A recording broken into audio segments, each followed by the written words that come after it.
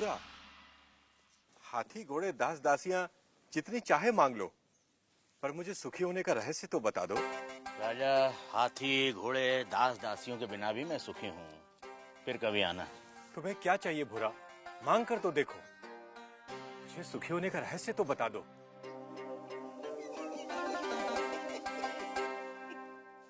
जो स्वयं सुख की खान है, उसे लालच देने का काम मूर्ख ही कर सकता है। जा राजा जा, फिर कभी आना।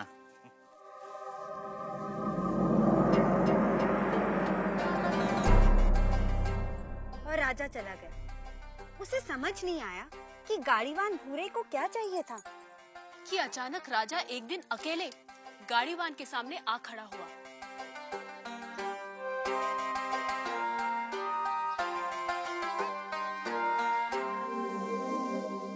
हुकुम। तू फिर आ गया? जब तक आप सुखी होने का रहस्य न बता देंगे, मैं तंग करता रहूंगा।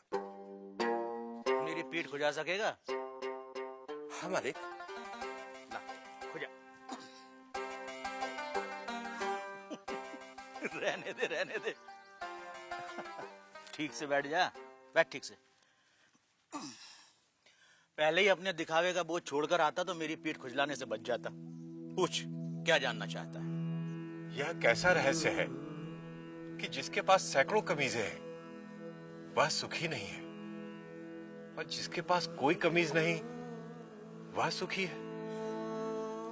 राजे, सुख का कारण कमीज नहीं, आत्मा है। जो यह जान लेता है कि सुख का कारण भीतर है, उसे सुखी होने के लिए बाहरी वस्तुओं की जरूरत नहीं पड़ती।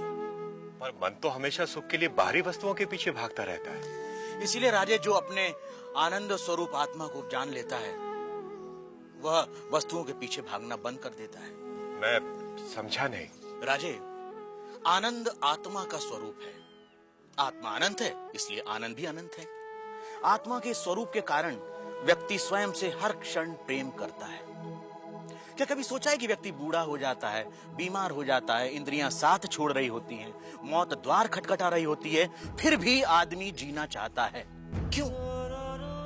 क्योंकि हर व्यक्ति स्वयं से हर क्षण हर समय प्रेम करता है। यदि दुख स्वयं का स्वरूप होता तो क्या मनुष्य कभी स्वयं से इतना प्रेम करता?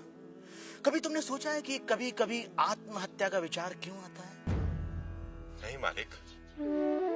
क्या है आत्महत्या का विचार? क्यों भावना के वश में आदमी मन, बुद्धि और शरीर आदि को खत्म कर देना चाहता है? क्योंकि आत्महत्या का विचार भी आत्म प्रेम को ही व्यक्त करता है। जब व्यक्ति दुख और दुख देने वाली स्थितियों से छुटकारा नहीं देखता, तब वह अज्ञानता में आत्महत्या को ही दुखों से छुटकारा पाने का रास्ता समझता है। इतना है मनुष्य का स्वयं के प्रति प्रेम कि वह अपने अस्तित्व को भी समाप्त कर देना चाहता है।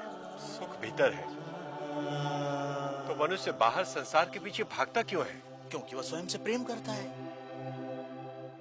मनुष्य जिसकी भी अभिलाषा करता है, चाहे वह धन हो या वैभव, पत्नी, पति या पुत्र हो, वे सिर्फ उपकरण हैं जिनकी अभिलाषा मनुष्य स्वयं के सुख के लिए करता है। मनुष्य अपनी प्रियतम वस्तु या संबंधी को भी छोड़ देता है यदि वह वस्तु या वे संबंध दुख का कारण हो जाए। इसलिए मनुष्य सबसे अधिक स्वयं से प्रेम करता है। कोई भी व्यक्ति, चाहे वह संसार को पाने या संसार को छोड़ने की राह पर ही क्यों न चल रहा हो, वह स्वयं के लिए ही है। स्वयं के लिए इतना प्रेम कि या तो सारा संसार या संसार नहीं। स्वयं के प्रति इतना प्रेम ही आत्मा के सुख स्वरूप का प्रमाण है। यदि ऐसा नहीं होता तो मनुष्य दुखों से प्रेम करता।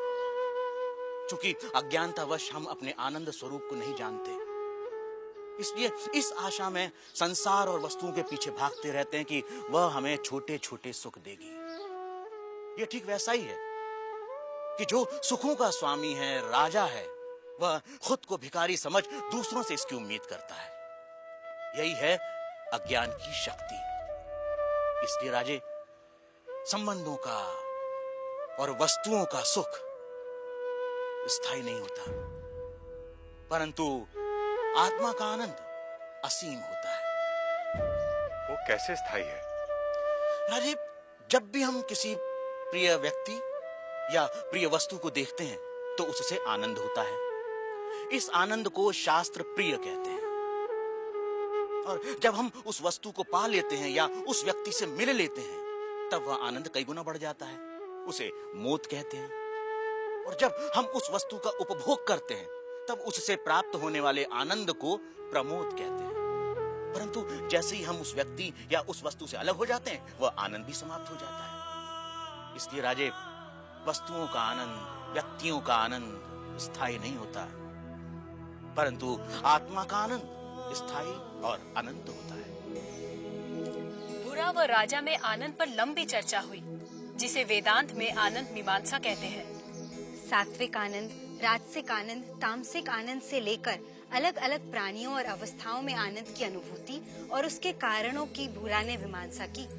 पर अंत में राजा ने वह प्रश्न किया जो इस समय हम सबके मन में है।